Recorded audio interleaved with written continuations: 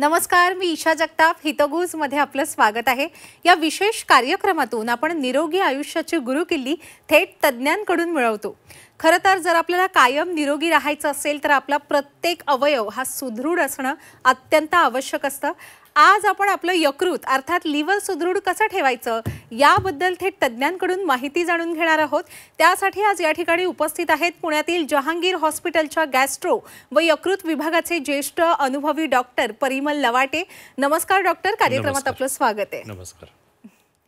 चर्चेला सुरुवात करण्याआधी डॉक्टरांची थोडक्यात ओळख करून देते. डॉक्टर परिमल लवाटे यांनी भारतातील विख्यात अशा CMC वेल्लोर येथून 1989 साली DM गॅस्ट्रोएंट्रोलॉजी ही पदवी संपादित केली. त्यांना या क्षेत्रात तब्बल 36 वर्षांचा असा समृद्ध अनुभव आहे. आज ते जहांगीर हॉस्पिटलमध्ये अत्याधुनिक एंडोस्कोपी व यकृत प्रत्यारोपण विभागाचे डायरेक्टर म्हणून कार्यभार सांभाळतायत. तसंच साल 2020 आणि साल 2021 मध्ये इंडियन सोसायटी ऑफ गॅस्ट्रोएंट्रोलॉजीच्या वार्षिक परिषदेचं अध्यक्षपद त्यांनी भूषवलं होता. त्याचबरोबर 2018 मध्ये अमेरिकन गॅस्ट्रोएंट्रोलॉजी असोसिएशन अर्थात AGAF ची प्रतिष्ठित अशी फेलोशिप देखील त्यांना प्रदान करण्यात आली होती. त्याचबरोबर जून 2024 मध्ये सूर्यदत्त धन्वंतरी पुरस्कारानेही त्यांना सन्मानित करण्यात आलं. आज आपल्याला डॉक्टर सुदृढ यकृत सुदृढ आयुष्य या विषयावर सखोल असं मार्गदर्शन करणार आहेत. डॉक्टर, चर्चेच्या सुरुवातीला आपल्याकडून जाणून घ्यायचंय की आपलं यकृत हे शरीरात नेमकं असतं कुठे, ते दिसतं कसं आणि ते काय काय कार्य करतं? सो आपलं यकृत हे सहसा आपल्या उजव्या बरगडीच्या मागे असतं. तुम्हाला आश्चर्य वाटेल की त्याचं वजन हे मेंदूपेक्षा जास्त असतं, म्हणजे मेंदूपेक्षा ते जड असतं. अच्छा. आणि तिसरं, आपल्या बऱ्याचशा अवयवांना एकच रक्तवाहिनी रक्त पुरवठा करत असते. पण इफ यू लुक ॲट लिव्हरकडे पाहिलं तर त्याला आपण जे जेवण जेवतो ते आतड्यामध्ये जातं, त्याचं पचन होतं आणि ते सगळं जे पचन झालेलं असतं ते ब्लड लिव्हरकडे जातं. हे बरीच कामं लिव्हर करतं आणि त्याचं असं म्हटलं जातं की जवळजवळ 500 कामं केली जातील. अच्छा, पण मग सामान्यतः यकृत आपलं का खराब होतं आणि त्याचे प्रकार कोणते असतात? सो यकृत बऱ्याच कारणांमुळे खराब होऊ शकतं आणि त्याच्यापैकी मला वाटतं 2-3 कारणं खूप महत्त्वाची आहेत. एक म्हणजे व्हायरस हेपॅटायटिस B किंवा C. दुसरं आहे ते मद्यपान म्हणजे अल्कोहोलिझम. आणि तिसरं लिव्हरमध्ये जास्ती चरबी चढणं. सो त्याच्यामध्ये सुद्धा बऱ्याच लोकांना fatty liver, non alcoholic fatty liver होऊन लिव्हरमध्ये डॅमेज होऊ शकतं. अच्छा, बरं सर, एकदा का आपले यकृत खराब व्हायला सुरुवात झाली की ते पूर्णतः खराब होतं की ते पूर्ववत होऊ शकतं? नाही, आता तसं बघायला गेलं तर यकृत खराब होण्याचे 2 कारणं असतात, म्हणजे 2 टाईप असतात मी म्हणेन. एक ॲक्यूट ज्याला म्हणतात, म्हणजे ह्याच्यामध्ये यकृत खराब होतं, नंतर मग आपण ते पूर्ण बरं होतं. आणि दुसरं आहे ते क्रॉनिक म्हणजे समजा हेपॅटायटिस B घेतलं किंवा C घेतलं आणि ह्याला ट्रीटमेंट नाही दिली तर मग ह्या दोन्ही व्हायरसेसमुळे लिव्हरवर कायमस्वरूपी परिणाम होऊन पुढच्या 5, 10, 15 वर्षामध्ये ते हळूहळू डॅमेज होऊन सिरोसिस म्हणून कंडिशन तयार होते. आता खरं तर लोकांना ज्याबाबत माहिती असायला हवी असा महत्त्वाचा प्रश्न विचारते. डॉक्टर, आपलं यकृत सुदृढ आहे का हे तपासण्यासाठी किंवा आपल्याला कावीळ झाली आहे का हे तपासण्यासाठी आपण सर्वसाधारणपणे कोणत्या ब्लड टेस्ट करण्याचा सल्ला देता? हो, सो याच्यासाठी आम्ही कॉमनली लिव्हर फंक्शन टेस्ट म्हणून टेस्ट करतो. या रक्ताच्या तपासण्या असतात आणि ह्याच्यामध्ये ह्या स्लाईडमध्ये दाखवल्याप्रमाणे बरेच घटक असतात. पण महत्त्वाचा घटक जो आहे तो बिलिरुबिन म्हणून आहे. सो बिलिरुबिन समजा तुमचं 2-2.5च्या वर असेल तर तुमचे डोळे पिवळे दिसायला लागतात आणि त्याला आपण कावीळ किंवा जॉन्डिस असं म्हणतो. आणि खाली ज्या टेस्ट लिहिलेल्या आहेत त्याच्यावरनं आपल्याला कुठच्या टाईपची कावीळ आहे आणि किती लिव्हर खराब आहे याची कल्पना येऊ शकते. अच्छा डॉक्टर, व्हायरल हेपॅटायटिस म्हणजे काय असतं? मला वाटतं त्याचे वेगवेगळे प्रकार पण असतात ना? सो व्हायरस हेपॅटायटिस म्हणजे मी मगाशी म्हटल्याप्रमाणे बरीच कारणं आहेत लिव्हर खराब होण्याला. एक आहे ते व्हायरस हेपॅटायटिस. नाव ह्या व्हायरसचं असं आहे की त्या फक्त लिव्हरलाच त्रास देऊ शकतात. जसं की आपण कोविडमध्ये बघायचो की ती कोविडची व्हायरस लंग्सला किंवा फुफ्फुसाला त्रास द्यायची. सो हे फक्त लिव्हरला त्रास देतात. याच्यामध्ये 5 प्रकार सांगितले जातात, A, B, C, D आणि E. सो A आणि E सो पहिला आणि शेवटचा जो आहे हे तोंडावाटे जातात आणि त्यांनी टेम्पररी लिव्हर डॅमेज होतं. म्हणजे बऱ्याचशा पेशंट्समध्ये त्याच्यानंतर पेशंट पूर्णपणे बरा होतो. B आणि C जे आहेत त्याच्यामध्ये समजा ट्रीटमेंट दिली नाही ना तर हळूहळू लिव्हर डॅमेज होऊ शकतं. डी हा प्रकार इंडियामध्ये फारसा दिसत नाही आणि तो ह्या चित्रात दाखवल्याप्रमाणे बीच्या पाठीवर जाऊन म्हणजे बी असल्याशिवाय डी होऊ शकत नाही. अच्छा. सो असं महत्त्व आहे. आता बी आणि सीचं महत्त्वाची गोष्ट म्हणजे हल्ली बरेच लोक टॅटू करून घेतात. सो त्याच्यामधनं तुम्ही व्यवस्थित ठिकाणी नाही गेलात तर हेपॅटायटिस बी किंवा सी होऊ शकतं. याच्याशिवाय बरीच कारणं आहेत म्हणजे लैंगिक if you don't have precautions त्याच्यामध्ये होऊ शकतं. नंतर मग काही डायलिसिसच्या पेशंट्सनं होऊ शकतं. बरेच वेळा आईकडनं बाळाकडे हेपॅटायटिस बी जाऊ शकतो एस्पेशली तिच्या गरोदरपणामध्ये चेकिंग नाही झालं तर. सो असे बऱ्याच प्रकारे हेपॅटायटिस बी जाऊ शकतो शरीरामध्ये. या व्हायरस हेपेटायटिसची काही लक्षणं सुद्धा जाणवत असेल जेणेकरून आपण त्यानुसार उपाय करू शकतो आणि ते टाळण्यासाठी काय आपण काळजी घ्यायला हवी? सो याची लक्षणं सगळ्यात जास्त दिसणारं लक्षण म्हणजे कावीळ. सो डोळे पिवळे दिसतात याच्यामध्ये आणि मळमळ होणं, उलट्या होणं, ताप येणं ही सगळी लक्षणं याच्यामध्ये दिसू शकतात. बऱ्याच लोकांना खूप अंगदुखी येते आणि अशी बरीच काही लक्षणं येऊ शकतात. आणि याच्यामध्ये महत्त्वाची गोष्ट म्हणजे ए आणि ई जे टाईप आहेत ना याला सहसा काही ट्रीटमेंट लागत नाही आणि ते आपण बरं होतात. पण हेपॅटायटिस बी आणि सी हे जे प्रकार आहेत याच्यामध्ये गोळ्या आहेत त्याच्यासाठी आणि त्या घेऊन हे पूर्णपणे नियंत्रित तरी राहू शकतात किंवा पूर्ण बरे होऊ शकतात. मी 36 वर्ष प्रॅक्टिस करतो आहे आणि साधारण 15-20 वर्ष मागे गेलो तर हे बरेच पेशंट आमच्या डोळ्यात देखत सिरॉसिस होऊन दगावायचे. पण आता इतकं बदललेलं आहे की हेपॅटायटिस सीचा रुग्ण 6 महिने ट्रीटमेंट किंवा 3 महिने ट्रीटमेंट घेऊन याच्यातनं पूर्णपणे बरा होतो. म्हणजे ॲडव्हान्स ट्रीटमेंट आल्यामुळे ॲडव्हान्स ट्रीटमेंट आल्यामुळे आणि ती मुख्य म्हणजे एकदम अफोर्डिंग म्हणजे कोणालाही परवडेल अशी ट्रीटमेंट आहे. सो हे त्याचं मुख्य ॲडव्हान्टेज आहे. अच्छा डॉक्टर, फॅटी लिव्हर म्हणजे नेमकं काय? असं बऱ्याचदा ना असं म्हटलं जातं की जे लोक मद्यपान करतायत त्यांच्यामध्येच हा त्रास आढळून येतो म्हणजे त्यांचं फॅटी लिव्हर होतं. पण सर्वसामान्यपणे सर्वांना होऊ शकतो का हा त्रास?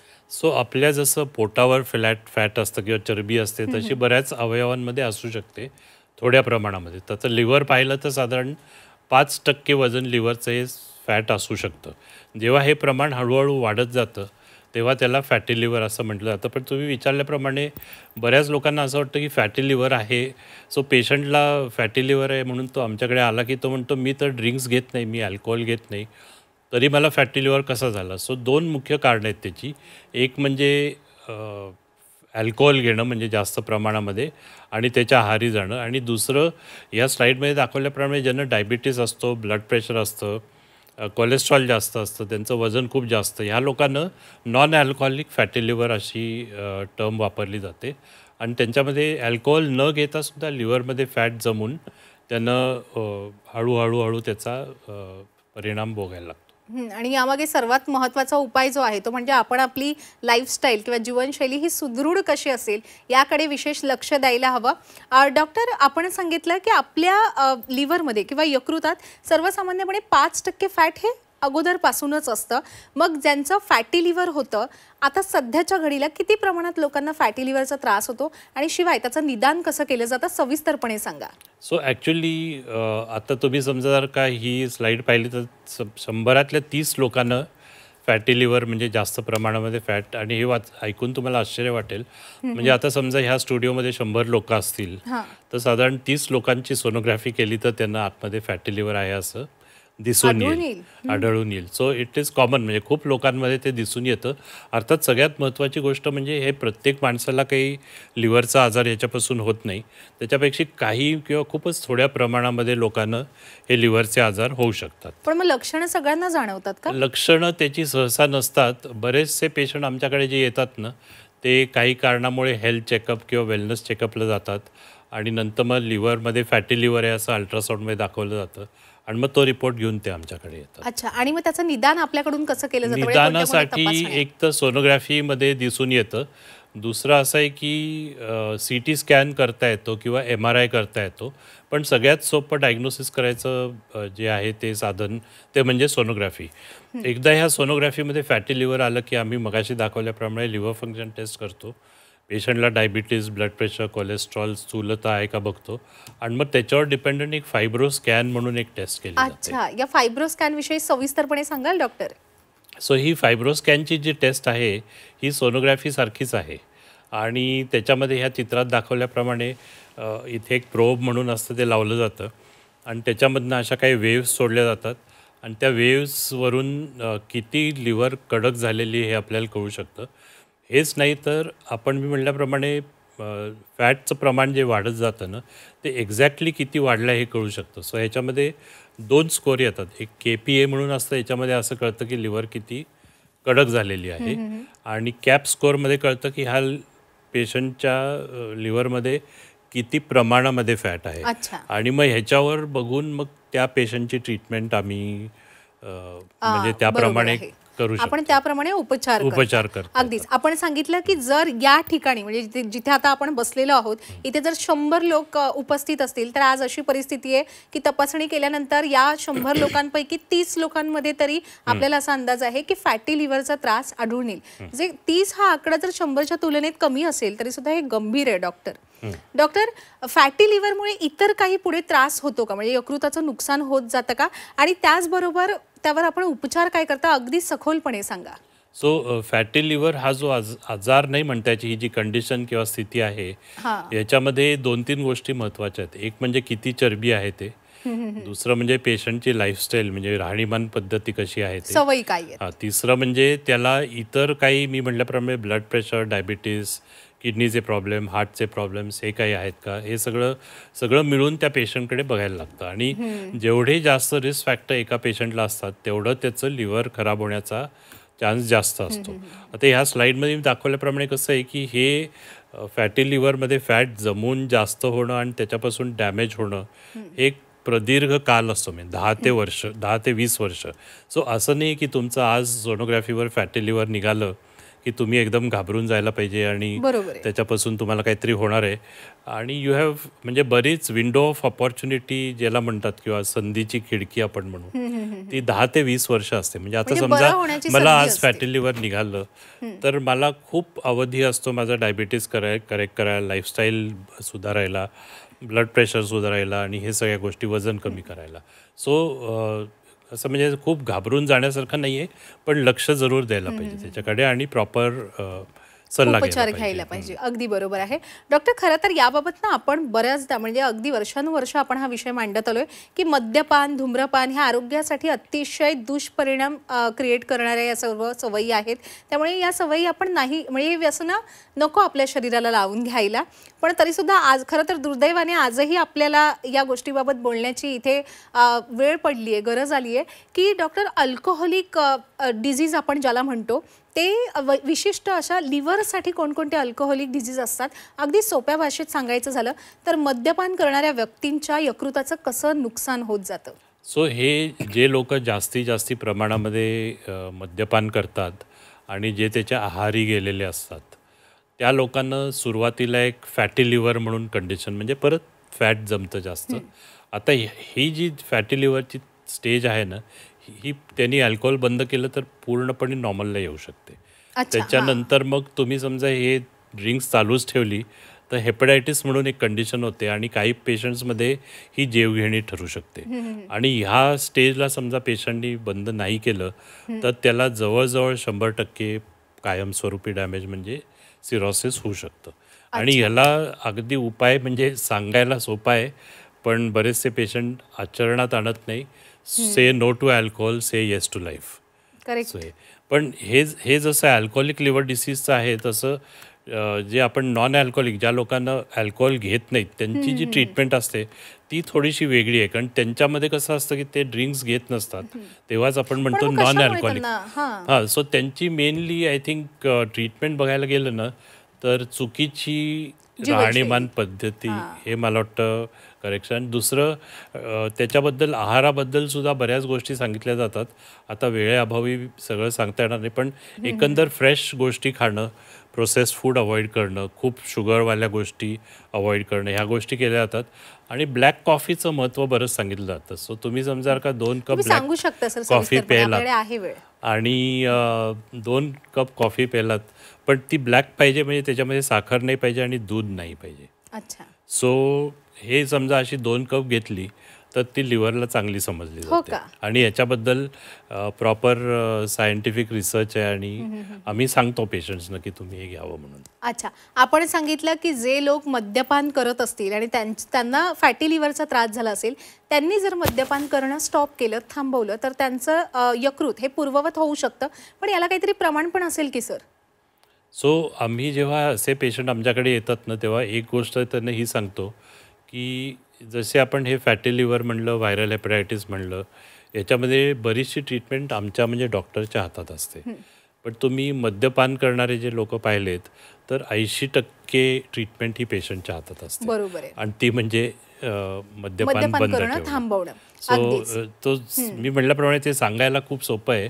पण एकदा आहारी गेलेला असेल पेशंट तर त्याला सायकोलॉजिकल काउन्सिलिंग आणि बऱ्याच काही गोष्टी लागतात आणि व्यसनमुक्तीचं counseling लागतं व्यसनमुक्तीचं त्यांना. सगळं करायला लागतं. अगदीच. आणि आपण म्हणालात की जर हे मद्यपान करणं सुरूच ठेवलं किंवा जे मद्यपान करतही नाही त्यांच्यात जर फॅटी ॲसिड ही समस्या वाढतच गेली तर पुढे लिव्हर सिरोसिस होऊ शकतं ना? होतो. डॉक्टर, लिव्हर सिरोसिस विषयी सविस्तरपणे सांगा. त्याची कारणं काय आहेत, लक्षणे काय आहेत, हे आपल्या प्रेक्षकांना कळू द्या. सो लिव्हर सिरोसिस ही एक अशी कंडिशन आहे जिथे कायमस्वरूपी लिव्हरला डॅमेज झालेलं असतं.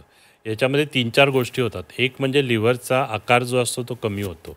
सो समजा मी असं धरून चाललं की माझ्या लिव्हरमध्ये उदाहरणार्थ 1000 पेशी आहेत, तर त्याच्यातल्या समजा 30 डॅमेज झाल्या तर ते एक होतं. दुसरं, नॉर्मली आता आपल्या लिव्हरमध्ये जेव्हा डॅमेज होतं तेव्हा रिजनरेशन म्हणजे नवीन लिव्हर तयार होऊ शकते. आता लिव्हर हे एकच शरीरामध्ये असा अवयव आहे जे नवीन पेशी तयार करू शकतं, त्याला रिजनरेशन असं म्हणतात. सो ज्या लोकांना लिव्हर सिरोसिस होतं त्यांच्यामध्ये ही प्रक्रिया होत नाही. अच्छा. तर आता आपलं समजा बोट कापलं तर ते काय परत वाढत नाही, बरोबर पण लिव्हर आपण समजा कापली तर नवीन लिव्हर मला वाटतं जवळ एकमेव अवयव असा आहे ना असं हा, एक जो एकमेव पुन्हा तयार अवयव आहे. होतो. सो एक तर लहान होते, त्याच्यातल्या पेशी मरतात. नंतर तिसरी गोष्ट म्हणजे ते रिजनरेशन म्हणजे परत होण्याची त्याची कपॅसिटी ऑलमोस्ट म्हणजे हा, जवळजवळ कमी जाते. होते.